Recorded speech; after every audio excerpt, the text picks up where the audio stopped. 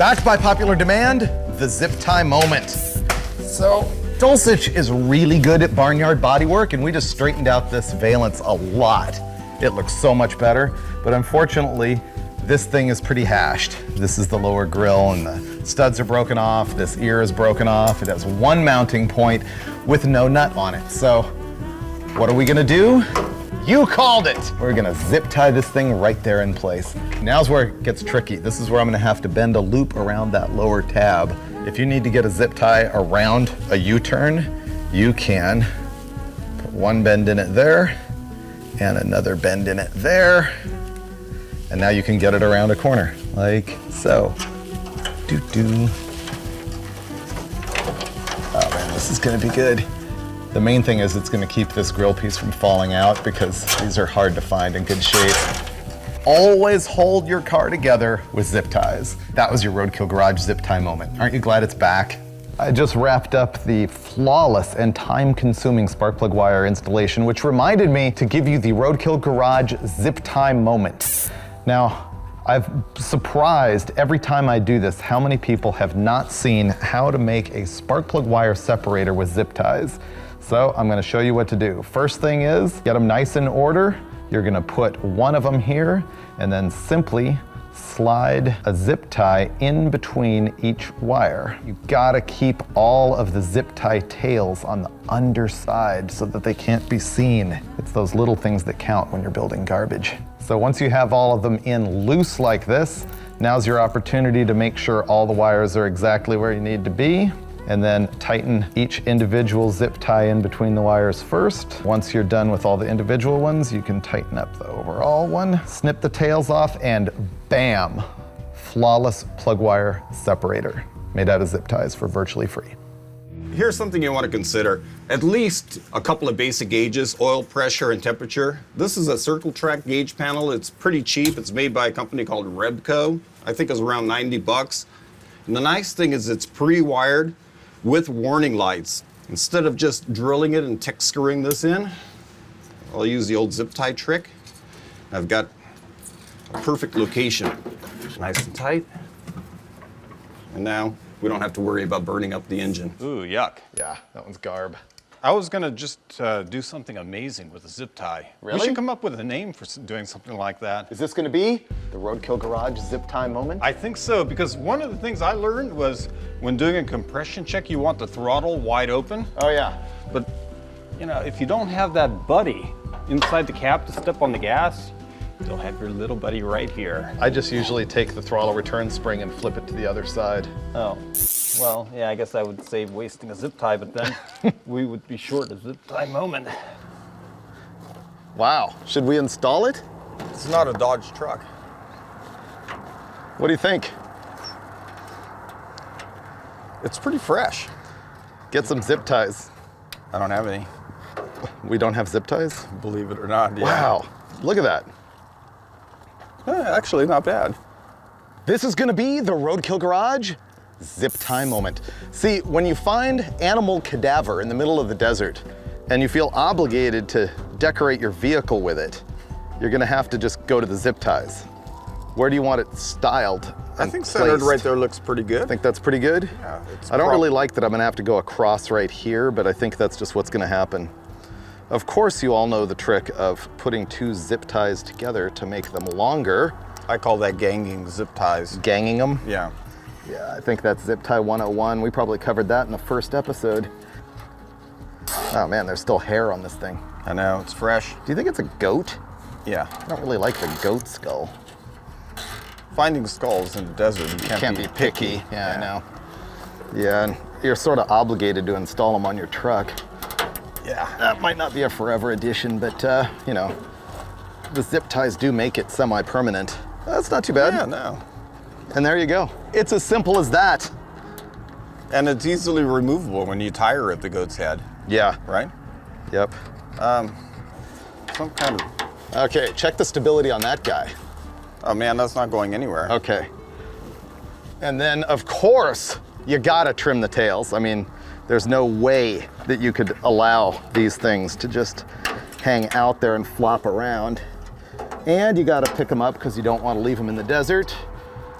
leave no trace, tread lightly, all that stuff. All right, and that is your Roadkill Garage slightly gory zip tie moment. I'm working on completing the power steering, and the last thing I have to do is connect the return hose. Now, Freiburger has misplaced a tape measure, so I really don't know how long to make the hose, but here's a little trick. You could take an ordinary zip tie, run it from the pump outlet, just the right amount of overlap. And the beauty is, it flexes so nicely that you can get the perfect drape and figure out exactly what you need, like so. Just so you don't lose your spot, you can kink the zip tie. Now, I'll move over to the hose, which is in a big spool. Otherwise, you could take a little piece of hose and just go directly. Now, here's the ingenious part. I've got this as my reference. Now, I can simply use this to index, put my thumb right there, grab my scissors, and presto, like magic. I've got the perfect, oh, wait a minute. There's a tape measure. Oh, well, it's still gonna be perfect. So using nothing but the zip tie, I can assure you that this will be a perfect fit. Push it on the pump, on the steering box. And that was your Roadkill Garage zip tie moment. Apparently, we're gonna have a Roadkill Garage zip tie moment. I'm ready, Dulcich. Here's the zip ties. Train me, I see them. Well, I'll do it then. What? Well, I don't know what your plan is. The problem we're gonna have here is this can slide into hook. Oh, okay. In any direction. So, Can't have that, yeah, and that could make the whole thing topsy-turvy and tippy. right? But what you can do is you take your zip tie, you center this up like so, loop it around. Wow. That's a good zip tie moment. I know. Pretty impressed. I don't waste my time with second-rate zip tie moments. Cinch it up really tight. And so you want to Now- do the same to this one?